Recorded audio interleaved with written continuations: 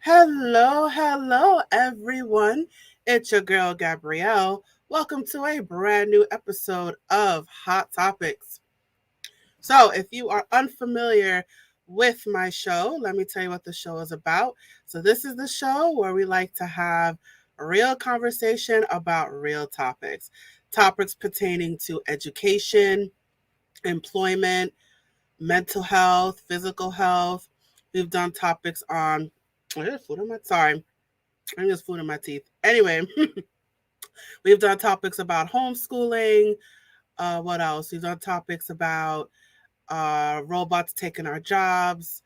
We've done plenty of episodes about ADHD.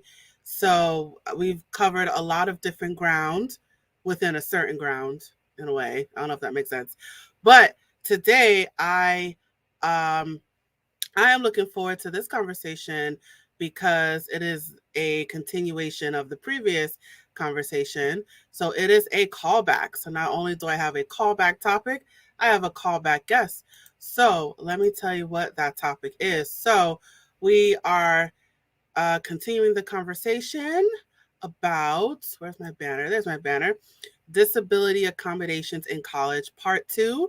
So, this is part two of our conversation. So, the last conversation, part one, there was a lot of ground we didn't cover. So, hopefully, we can cover a lot of that today. And my returning guest is Dan Jordan. There's his name there, Dan Jordan. And his mission is to make sure that anybody and everybody has equal opportunity access to college, regardless of their disabilities. So, without further ado, I'm going to go ahead and bring him back to the stage. Hi, Dan. How you doing today? Gabrielle, thanks for having me back. I appreciate it. Yeah. Thank you for coming back. So, there was a lot of ground that we didn't cover. So, hopefully, we can get to that as much as we can today. Sure. So, yeah, so last time we were talking about students going to college and their access to accommodations, special accommodations Right. in terms of classes, especially if they have disabilities, any diagnosed learning disability, cognitive disability, um, and I believe physical disabilities as well, right? I don't have much experience with that, although that does happen. It's more physical illnesses like POTS is a popular one. Diabetes is another one that's rather common. MS, those types of things. Other types of physical disabilities, not so much. Really, not so much. Not really my forte. It's really kind of the hidden disabilities that are like learning disabilities, mental health issues, and ADHD. It's pretty much the top ones that I could probably speak about. Oh, that's fine. So that maybe you just gave me another topic for the show. All right. So let's get into the process more. Okay. So I think in the last show I asked if where you mentioned that there's not like a list of accommodations that students can get. So I guess let's go back. All right. so Sure. So a student, they go to college and they want to get those special accommodations. So let's start there. What is the process? We may have to repeat some stuff, but Yeah. what is the process? The process is simple. Um, they have to, well, choose a school. They have to look up the information for the accessibility office, which is called a bunch of different things. Um, so you have to know what it's called at each school that you apply to. Could be the Office of Disability Services, accessibility offices, accessibility services. Could be a bunch of different things, and it could be housed in different areas too. So it's not just student services. Sometimes it's in the counseling services center, like mine was. It could be as part of the academic resources. So you kind of have to do some research there. And then pretty much the process is the student themselves has to initiate asking for accommodations from the right office. So when you find the right office, when you find the accessibility office, an email to them is probably the easiest thing.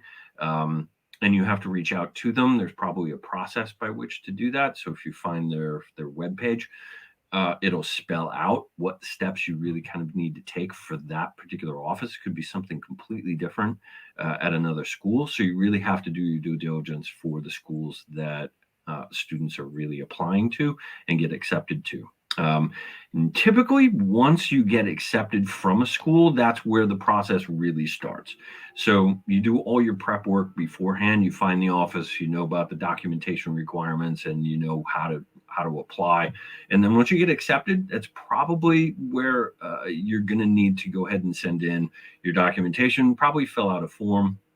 And then you might have to meet with the accessibility staff so that they can ask you questions about what it's like for you to have your particular disability. And then you kind of agree on some accommodations, um, and then that's pretty much the process. There is a process by which to go ahead and notify instructors, but that's after you get done with the initial interview and send in your paperwork and the forms and all of that. So that's pretty much the process. You pick a school, you get accepted, you send in a form, and you request some specific accommodations for yourself, and then you send in some documentation and meet with somebody and talk about it, and that's pretty much the process. So let's get into let's let's let's unpack that more. So, Sure. all right. So, is it a guarantee if you apply for those accommodations? Is it a guarantee that you'll get it? Is it like a wait and see type thing, or what's the guarantee of that? Well, I think students really and parents really have to know that there's no guarantee at all. After high school, IEPs and 504 plans go away. They're no longer relevant. They're relevant in terms of documentation, in terms of history. When you get to college, that's definitely something that's relevant, but they don't transfer. So that's kind of an interesting caveat to the whole discussion. There's no guarantees of anything. So I can't speak. I'm not a lawyer, so I'm not talking about law, so I can't really kind of speak to that. But um, it really depends on the individual. It depends on the impact of the disability that has on them. Is it significant? Is it not?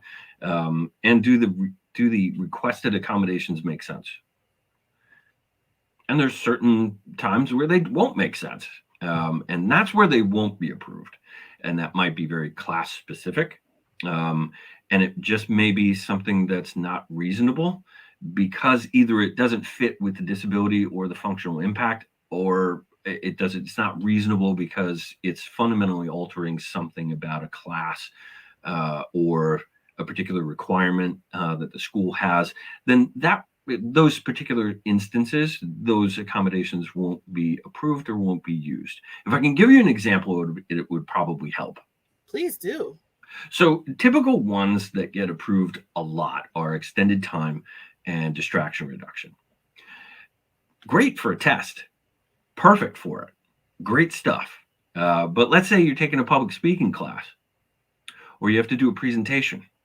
Public speaking classes, it's part of their requirement. You have to do a 2 minute speech, a 5 minute speech, a 10 minute speech, something like that. And so extended time doesn't really work with that. So the actual requirement is to do the presentation in 2, 5, and 10 minutes. And that's the requirement. So to give more time is probably not such a great idea. It's probably cruel and unusual punishment to give you more time, but it also doesn't fit with the requirement for that particular class for that particular assignment. So it's probably a good example of what that is for something that won't be approved for a particular class because it just will alter what that particular assignment and what that test is because that is very class specific.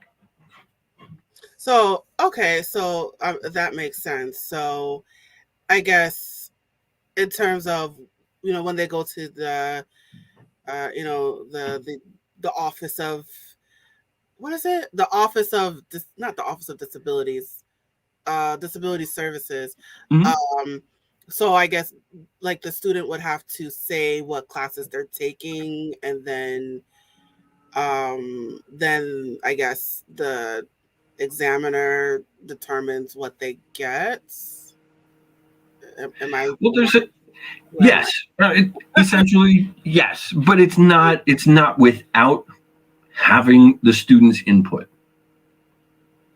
It's not without having a conversation with that student about what's going on with them, about what they're requesting, what accommodations they're requesting, and why, without knowing why that fits for them, and without looking at those classes and saying, hey, you're a business major, you're probably going to have to take a public speaking class. So understand that extended time and distraction reduction is probably not going to work in that class. Understand why. So when you get to that class, just understand. And most students are like, yeah, I get it. I understand. I'm not going to have 7.5 minutes for a 5 minute presentation. It's just not going to go ahead and work there. So most students kind of understand that. And so it's not necessarily sort of something where you just send in some paperwork, you send in some stuff, and then magically something happens. That's not it at all. It's called the interactive process for a reason. And so you have to have some interaction thereof to make sure that it's very specific for that particular student. So it's kind of similar to like the IEP process, individual education plan. So it's very specific to that particular child. Well, that's a K through 12 thing. Very similar kind of emphasis on the individual in terms of what that is. So you might see one person with ADD and you've seen one person with ADD. So even though they may share some symptoms and some stuff, it's very different. Each student is going to need something different. So it may overlap. It may just be extended time and distraction reduction. It may be because those are very common, but it can be a lot of other things too. And that's going to be very specific to the person, very specific to their classes, very specific to their major sometimes as well. All right. So now, all right. So let's break down the the process of, I don't know the word for it, but Okay. let's break down the process. Okay, so the student, they go to the office, they have the paperwork ready. Here's my Yep. IEP. Let's give an example. A common one is ADHD. So Okay. ADHD, here's the doctor's paperwork. Boom, everything is good. Okay, so what's the next step? Do you say like, what do you want, or is there is there a list, or so everything is good up to this point. What happens? Well, the student will probably identify what they want and what they think they need on the form that they fill out in order to apply to have the accommodations. Um, and so the interactive process, talking with the disability staff, is very specific to that particular student. So we're going to focus on what the issue is, how it impacts them, and have a discussion about what accommodations they're requesting and why, and how that fits with their description and their experience with their own disability. So if we're talking ADD, we're talking, okay, what's your experience with ADD? What does that look like for you? Where are you having issues with that? And so we're really going to break that down for them and with them having that conversation, um, so we can get to how those accommodations fit with what's going on with them. So, a typical one for ADHD is I need more time because I lose focus and I have to reshift my focus while I'm taking a test. Pretty typical one. And so, when we hear that, we're going, oh, okay, now we kind of have an understanding of why there's a need for more time. And now it becomes a question of how much more time. And so there's a discussion about that too, how much more time that is. And so we're talking about what gets you off track during a test. And so it could just be you need just more time to really go ahead and refocus. It could be, you know what, there's somebody walking in the hallway that's really going to get me off track. And then I have to like reshift. And I'm like, what was that question about? I have no idea. I was halfway through. I kind of was really kind of focused. And then something happened and I have to reshift. Okay, well, that takes time for people. So that's something that we can reduce some of that. So that's where distraction reduction will come Yeah. in, and possibly more time. And so we can reduce the amount of distractions that we may have, but I can't, it's sort of limited in a way, because it's not going to eliminate anything that happens that's sort of a natural thing that happens. If it's raining, I can't do anything about the rain. There's noise from that. If somebody walks by the door and they cough, I can't do anything about that either. So it's reducing it as much as you possibly can. And students are able to go ahead and understand that there's a reasonable limit to what can be done with that. And so when we're talking about accommodations, we're having that discussion with them, to figure out exactly sort of what works and what doesn't. So I wonder if there's any like unusual requests that you Yeah. received. Is there any that you could talk about? Unusual requests happen all the time. And it's usually from listservs. I haven't gotten really kind of, in my experience, I haven't gotten anything that's really kind of way out of hand. But there have been some requests that kind of require a little bit more um, coordination with things. Okay. A typical example, if there was an archery class, part of whatever requirement, let's say there was an archery class, um, and there was somebody who was blind. Now, typically, you'd be like, "Wow, is that a safety issue?" And again, that's sort of a limitation. We can't have safety issues. Sort of, we can't approve an accommodation if it's a safety issue. But with that, yeah, there's lots of things you can do. There's lots of assistive technology. There's lots of different things to be done with that. Although it's an unusual request, we have to figure that out. And even though I may not have seen that, my position or the position of the accessibility staff is something where they have to go ahead and figure that out for that person. Is that something that we can do? Is there a safety issue? Probably, but we can mitigate that with X, Y, and Z. Okay, cool. Another unusual request. This has had nothing to do with me. This is something out in the Midwest. There was an example of a student who was blind and wanted to take a class in wagon train driving, which is a team of horses and wagons. It's a class. I swear to God, it's a class. And so, whatever school that was, great class for that. I have no idea how that got worked out for that particular student, but our job as accessibility professionals, and although I'm not still doing that, I still say that I'm still sort of in that, because it's part of what I do. It's part of how I think.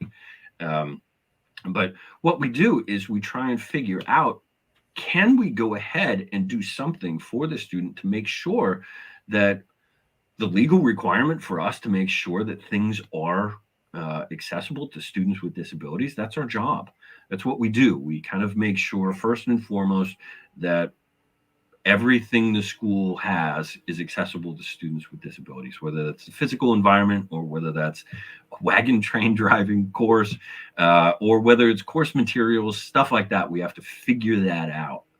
And that takes some time. So I'm sure people took time to figure out how to go ahead and have somebody who, is blind or has low vision. How do you engage in those particular activities? A little easier to do with students who have mental health issues or even ADD or learning disabilities. But it gets a little more complex too. It's not just straightforward, because sometimes there's comorbidity. So we may talk to somebody who has ADD, but they also have anxiety or they have depression. The comorbidities with that, with mental health, overlap in 25 to 40%. Sometimes more, depending on which statistic or which study you're really citing. So it gets a little more complex. So we have those unusual kind of things, and we're not experts in everything. So the first time I saw somebody with POTS, I had to do some Google searching to figure out what that really was. And what I really needed for that. So we're not really sort of, experts on everything. We just kind of need to Mhm. make sure that we have the information from the right people that describe the right thing, and that the accommodations sort of match up. That's what we're really kind of doing. We're not trying to be experts in every disease and every kind of disability that's out there. We just need an overview, and we just need some information to make sure that what we're doing is having that student have the most access and reduce those barriers so they can have access. It's kind of what we do. So, and that's very important, because it's that's the message that you want to get out there, is that any student, regardless of their disabilities, can get an education, right? Correct. So, even if they have to get those accommodations, whether it's longer test time or little or scheduled breaks, or if they're able to use a computer or some sort of assisting technology, like you definitely want the message to get out there that anyone can get an education uh, regardless of any kind of physical or cognitive barriers that they may have. Correct. And there are some limitations with that. Like I said, with the example of the public speaking class, that's an accommodation sort of thing. But there are some limitations to that as well. So you mentioned assistive technology. So there are some limitations there. We cannot, or accessibility offices generally, don't approve things for personal use. So, or personal services. So if a student has dyslexia, let's say, it's typical that they will have something for speech to text and text to speech, because it's easier for them to go ahead and say what they want to write, and it makes it that much more accessible. For a test, we can do that in the testing center, not a problem. Are we going ahead and giving that to a student and having access for that for text to speech and speech to text for their personal use, for their own homework, for writing papers and that kind of stuff? Typically, no. That's on the student to do for themselves. There's a lot of stuff out there. Google has some great stuff that's out there. Microsoft also has some great stuff out there that's pretty free and pretty accessible. Um, but those personal things, personal items for personal use, are not typically technology that accessibility offices would just say go ahead and do. That's on the student to go ahead and use on their own, and to have access to for themselves. So that might be a barrier for somebody who, let's say, used that K through 12 and didn't have access to that for themselves. It may be something that they really have to think about and know about ahead of time so they can get that for themselves, because typically colleges are not going to go ahead and approve that. So, along the lines of limitations, think so. If someone wanted like a smaller class size or something, so could that be accommodated? No, classes are what they are. Now, if you need to sit up front, let's say, for whatever reason, um, typically, let's take the ADD student. Well, if they have ADD, it might be more distracting to sit in the back. Okay, that makes sense. Let's reduce the distractions you would have in a classroom full of, like, let's say 30 to 50 people. Typical class size, 25 to 30, typical class size. We can sit you up front. That's not a problem.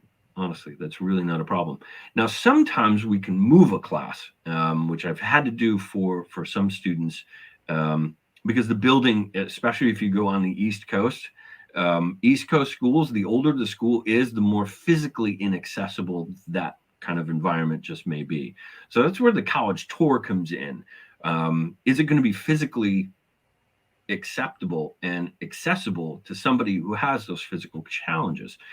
Sometimes not so much, for particular classrooms. So yeah, I've had to move some classrooms for people, but that's just finding a different building to put that in. I'm not saying, well, my disability only allows me to have, and I couldn't even tell you what disability that would be. But let's say somebody hypothetically came in with a request saying, hey, I only need 10 students per class. I'm like, sorry, that's not going to happen. It's absolutely not going to happen. It just can't be.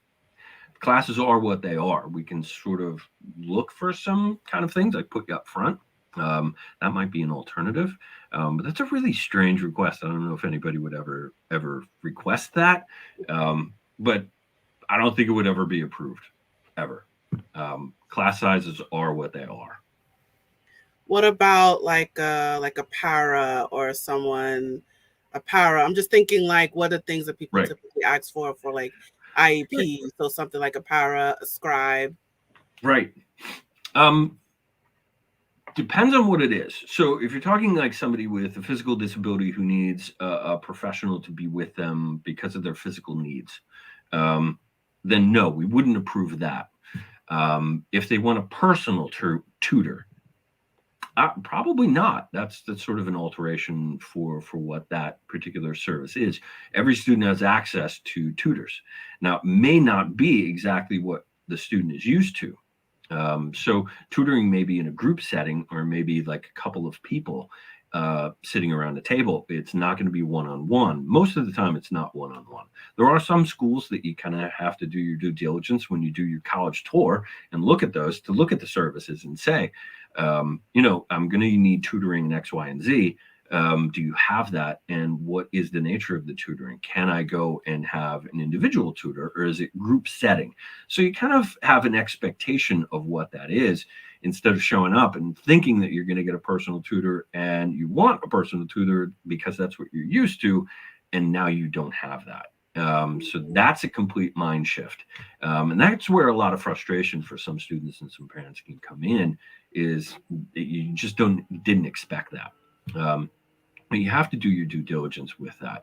The scribe, well, if we can do, if we can do speech to text, sure. But the student may not be used to that. I may not be used to that.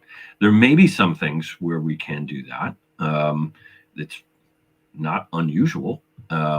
Or let's say it's very specific to a student and they need a reader, but it's very technical in terms of the terminology. So pronunciation for that in terms of auditory kind of issues and needing a reader for a test and understanding it and comprehending things, well, you have to pronounce the words right. So sometimes it's very technical and sometimes the instructor, depending on the complexity of all of that, will need to go ahead and read that test to them to make sure that the words are pronounced, excuse me, are pronounced correctly. So that can be something that's a little more personal.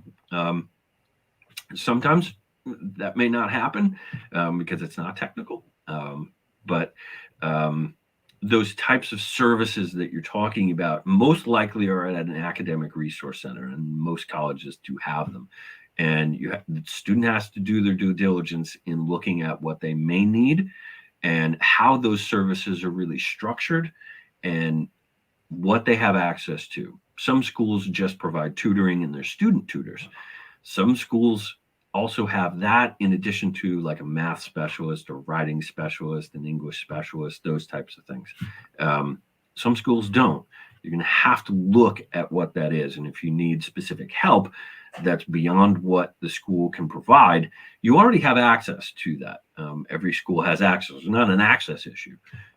It may be what the student's used to, or they may need something extra that the school just doesn't naturally provide.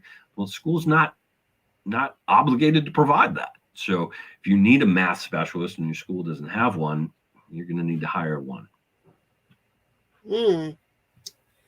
And that's that's the tough reality, of seeking accommodations, is you may need something unique or something very niche or something very specific that a college may not provide, and you may have to Correct. supply your own.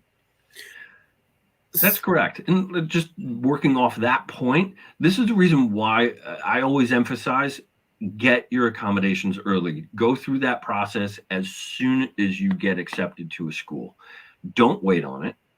Just go ahead and go through that process.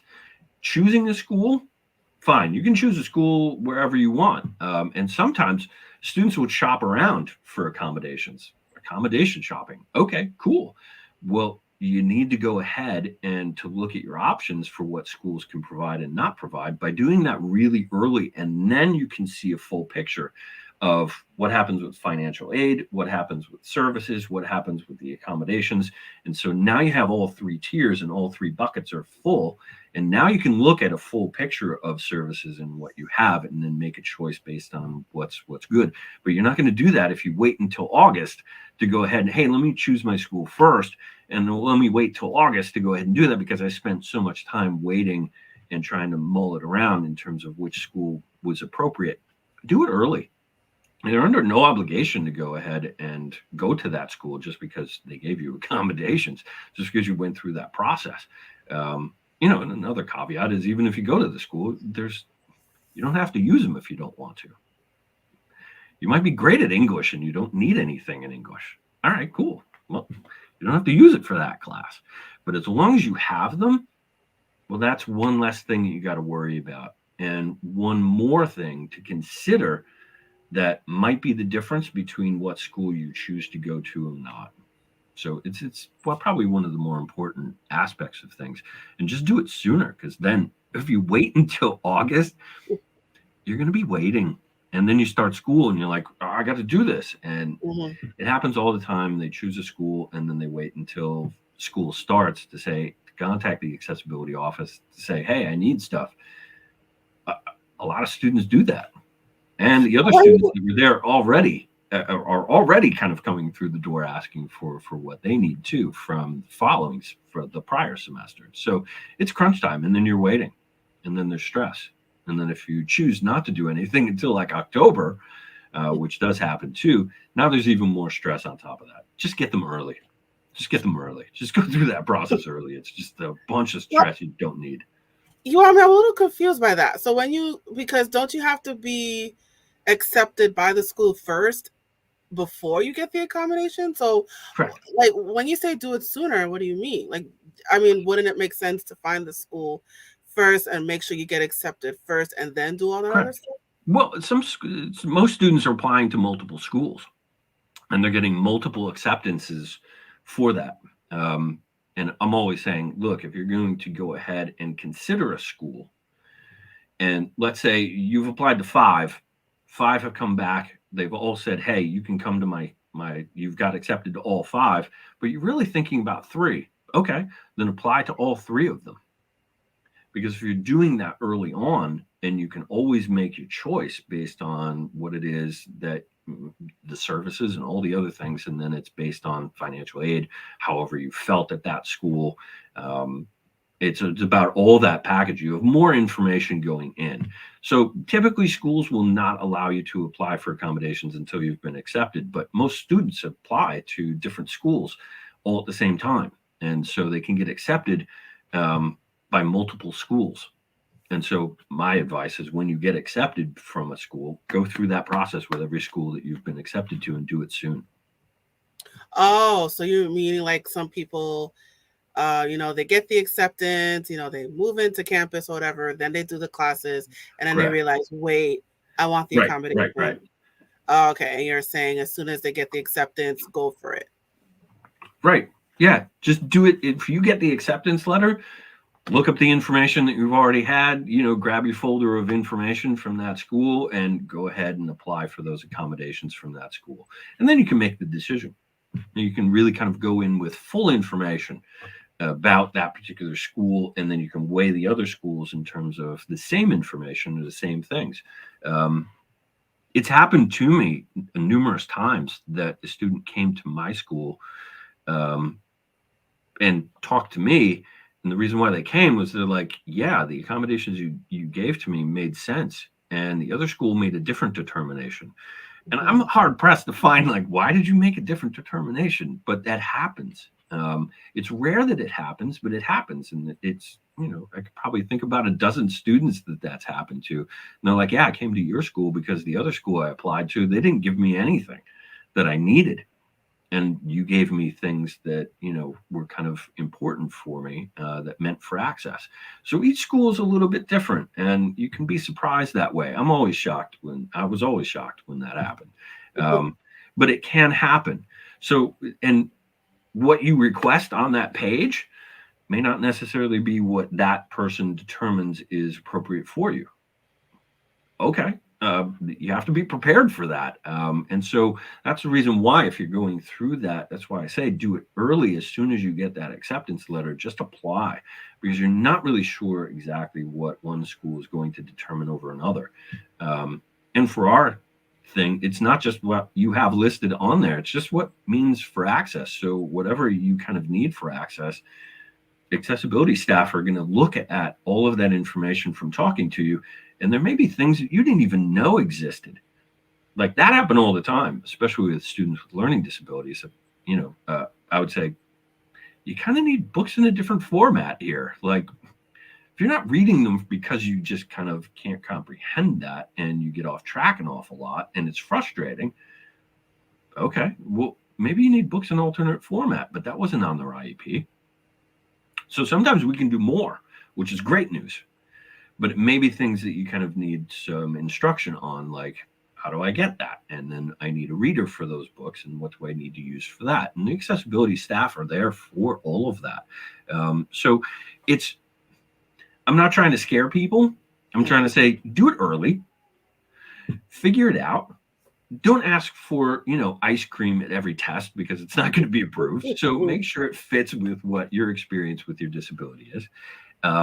Ask for things that you kind of think are reasonable, that also fit with the documentation that you have. Have that discussion with people, but do your due diligence. Do your due diligence for yourself and with your parents by looking at those schools from day one, going on that tour and looking at what services are there. And then when you get accepted, yep, I've already looked at the Disability Services Office. I've already looked at the documentation requirements. I know the process. I can go through this real quick. And then you're looking at what that school's offering to you in terms of accessibility. And that's really kind of, that's individually specific, and it's also school specific. So there's not like one giant office for the entire country. Each school has their own Yeah. office for that. And that's why I say go through that soon, go through that early, because some offices may offer, some basic stuff, and some may offer a little bit more based on who the interviewer is, based on their experience, based on how you like them, that kind of stuff. You may give more information to one person because they just ask better questions. So always go through that process and go through it early, and don't be surprised if one school just doesn't really kind of match up. It's okay. It's just that's how that school kind of operates, and that's just how they do things. That's all. Yeah. So just so I just so I understand, so when it comes to accommodations, it's something that the school provides to the student, or does the student have to bring their own materials? So I mean, like the extra test time and like breaks, like okay, that's something Okay. the university accommodates, but Right. let's say a student needs some kind of uh, assisted learning device, um, is that something the university will provide, or does the student responsible for bringing it? Depends on what it is. Sorry, I got nothing specific for that. If it's a personal device, the school's not obligated to go ahead and offer it. If it's if it's a personal assistant or a personal tutor and you want something specific for that, probably not. That's probably not going to happen. If Well, you I mean, need it, something like, I mean, not to interject. So maybe yeah. something like, I think there's this program called Otter that um, changes like speech to text. Okay. So something like that, and it's on the person, and I think it's an online software that someone can download to a laptop. So if is that something that the university would give to the student, or can this can the student bring their own, and do they have to get permission from the university? Typically, the student is if they're already using something like that or using another kind of software that they're very familiar with, if they're using that for their own personal homework and doing their own personal study, go ahead. The university doesn't have to approve that. The student has the freedom to go ahead and use whatever assistive technology works for them. And the accessibility office has nothing to say about that. That's something for their own personal use. They have the freedom to use whatever they want. Now, it may be very different when they get to the accessibility office or the testing center, and the testing center uses a different program for speech to text or text to Mhm. speech. Student may not necessarily be familiar with that program, so there's some education that needs to be provided with that. But that's more about equivalency rather than a specific program. So a student can't go ahead and say, hey, I use X program for speech to text and text to speech, when I'm studying. You have to provide that for my tests. If my testing center already provides that, gold, okay. But as long as it's equivalent and does an equivalent thing, the school doesn't have to go ahead and provide the exact same thing for you. So it just Mm. has to be equivalent and does do the same thing. And that may require a little bit of more education getting familiar with that. And that's just working with the testing center, let's say, and the testing center staff to go through all of that to make sure you're comfortable way before you go ahead and take your first test. Okay. So something like if a student needs the questions read out loud to them, Right. the professor would do that? In certain circumstances, yeah. If, like I said, the professor can go ahead and do that. They can go ahead and schedule that and do all of that if they want to. The testing center is there for the convenience of the student and for the convenience of faculty. So professor could go ahead and read the test to the student. It happens sometimes. Like I said, with classes that are a little more technically involved and they have technical language. That could be a biology class or a nursing class or something like that. So again, the pronunciation is really kind of a key element there. So if you're looking at that, then the student has to or can go ahead and say, I think my professor needs to read this to me because these are really technical terms and I don't want, the speech to text to do that. And that's something the student can ask for. The school will probably go ahead and identify that. And with the accessibility office will automatically go ahead and say that and say, okay, we need to have this read to the student. And it's rare that that will happen. But this professor can go ahead and do that for a student in those particular technical classes. All right. All right. Well, this was very informative, and we covered a lot. So thank you for all of this information. And is there any final words of wisdom you'd like to share? Get your accommodations early. If you get accepted, do it early and know the process. Really go ahead. And we've talked about what happens prior to the process of getting the accommodations. Well, what happens afterwards? Ask about that too. How is your information kept confidential and private? How does that happen? Who has access to your information?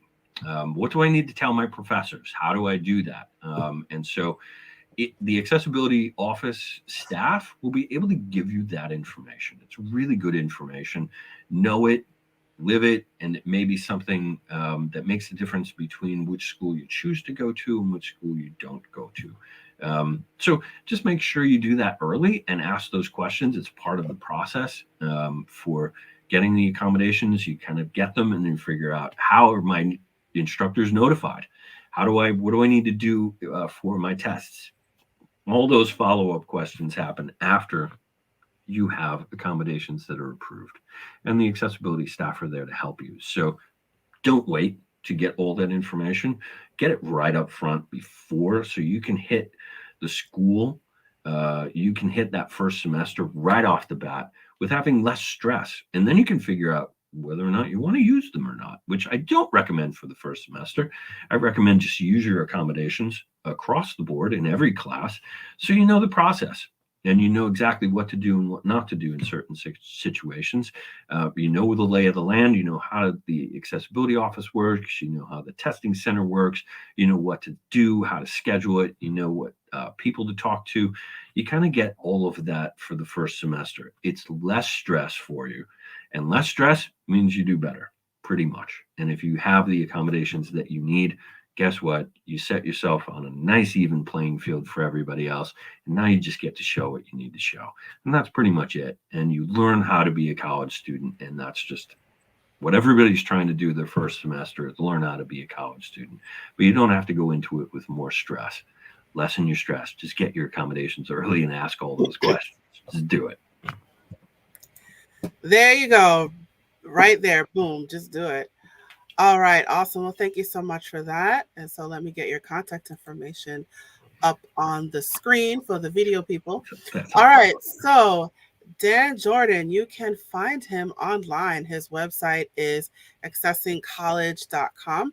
You can also find him on his Facebook page, which is just Accessing College. That is the handle. You can also find him on Instagram. It is Accessing College, but there is an underscore. So, assessing underscore college. So, there's a subtle difference there between the Facebook and the Instagram. So make sure you pay attention to that. And all of that information is scrolling below at the bottom of the screen for my video people, for my audio people. I did not forget about you. So if you are listening to this right now on, whether it's Spreaker or Spotify or Apple Podcasts, all of this information is in the description. So I did not forget about you, but I will just say that information one more time. So his website is accessingcollege.com. Facebook page, it is just Accessing College. That's the handle. Instagram is accessing underscore college. So I encourage you to follow him on Facebook and Instagram and check out his website for more information about his services. So Dan, can you tell us more about, let's talk about more about your services. What do you do? Sure. Um, well, I basically, make sure that parents can transition out of being a main advocate from K through 12, and students can go ahead and advocate for themselves. They become the main advocate. That takes a little bit of support. It takes a little bit of knowledge. It takes a little bit of getting used to.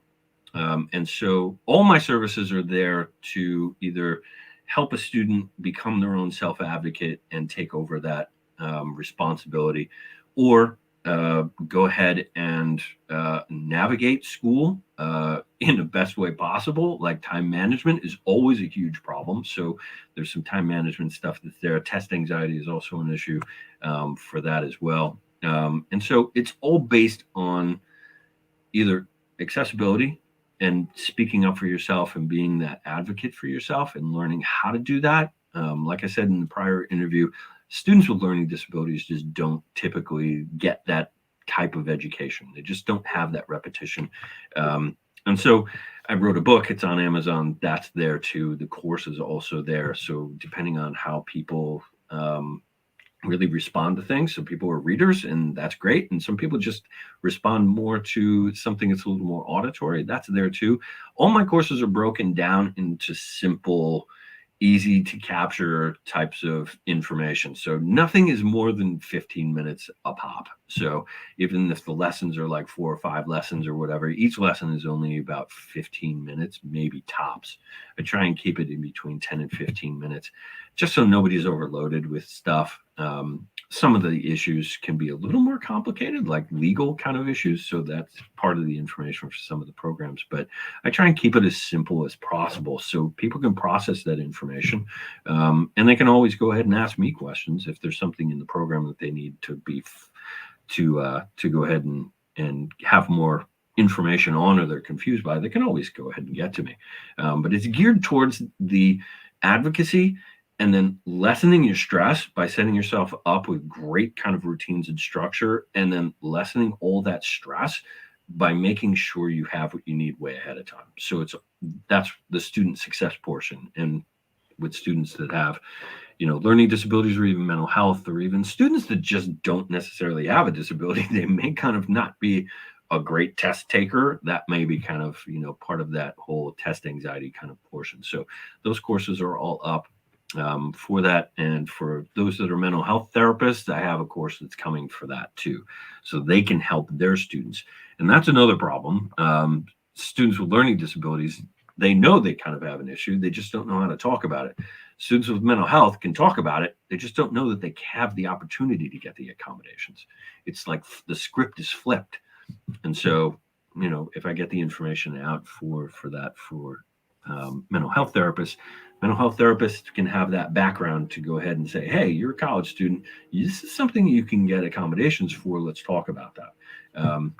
I think it's just a great thing to have, and to just remind students that if you do have a mental health issue, you can get accommodations too. They're out there. You kind of have to go ahead and pursue that, and learn how to pursue that. But that information is out there, and so that's the reason why I have those courses. Awesome, awesome. And you mentioned your book. Let me make sure to put up that banner there.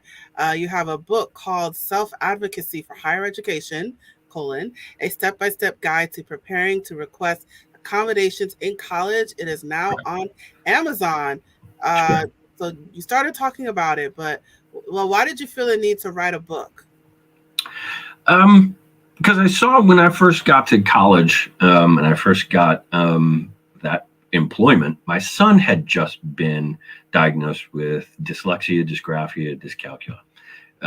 And so I was on the forefront of doing the IDA while I'm also trying to do accessibility in college. And there was a gap that I saw in college. There was a gap that I saw just automatically, just with what information was being told to my son, which was almost nothing. So it was up to us as parents to give him that information. But what I saw in college was students with learning disabilities. They didn't know the name of it. They've never read their eval. They didn't know where it was. They didn't know who to ask for it. They didn't know how it related to the services that they got in school. They just knew they kind of showed up once a year for some meeting with a whole bunch of people, and they couldn't even tell me what that was about. And so there was an information gap that was happening. And so when I was telling my son, I'm like, hey, this is the reason why you have these services. You have dyslexia, you have these kinds of things. It's the reason why it doesn't mean that you're not smart. It just means that you just need to learn in a different way. And so students with learning disabilities that would come to me that were 18, 19 years old had never had that conversation with somebody. And so the book was written to fill those gaps, to really kind of go ahead and give students and parents, who are the main advocate, K through 12, is to really go ahead and transition all of that information over to your student who typically just doesn't get it. And they don't get that type of instruction. They get prompts. You need to speak up for yourself. You need to be your own advocate, but nobody tells you how. Well, this book fills that gap. It gives you the information, and self advocacy starts with self awareness.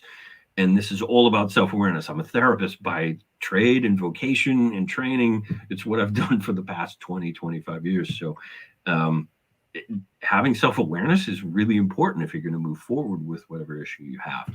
So it fills that gap, and it walks them through um, knowing what to do for college. So when we say, hey, you're going to meet with a college accessibility staff, and you're going to have to describe what that is, this gives you all the information by which to do so. It walks you through that entire process from start to finish.